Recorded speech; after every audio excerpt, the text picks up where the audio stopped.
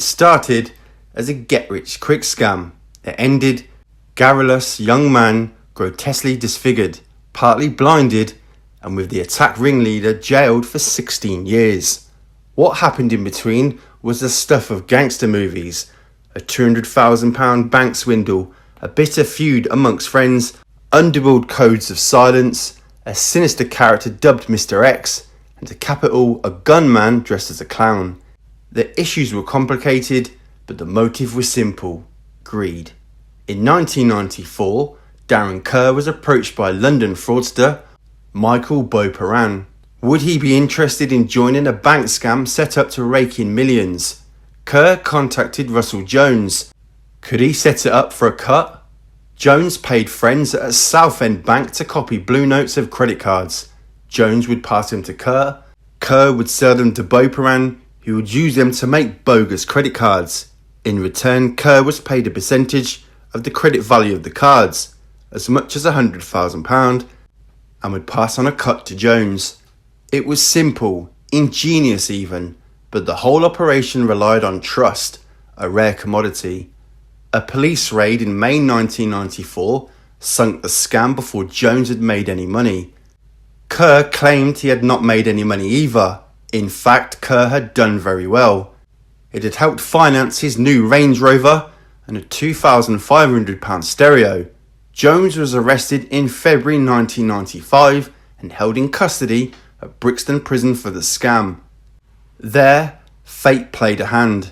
He met ringleader Michael Beauperan, who revealed he had paid Kerr £6,000 for the job. Months earlier, Jones had read in the Evening Echo the bank had lost £200,000.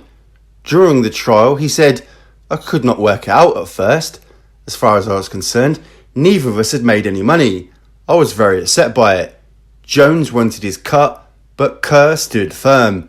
Jones was a double-dealing cheat who had tried to cut him out of the operation.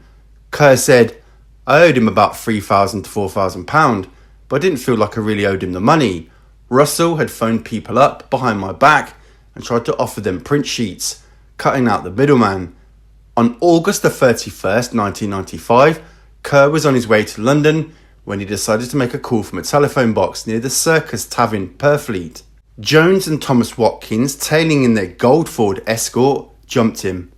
Jones doused him with acid and bundled him into his own Mercedes.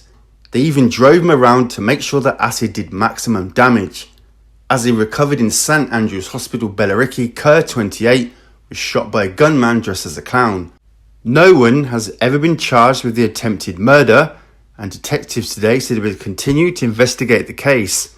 During the trial, Jones claimed a sinister gangland figure, dubbed Mr. X, was behind the acid attack. He said the mystery man had lent him £5,000 to pay off bank workers for the prints. When the scam collapsed, Mr. X went after Kerr to settle the debt. Andrew Trollope QC, defending, claimed Kerr had framed Jones out of revenge for grassing him to Mr. X, and Linda Stern QC, prosecuting, said there was never a mystery man and there was never a debt. Darren Kerr had put one on you. You was worried about looking like a patsy, somebody anybody could rip off.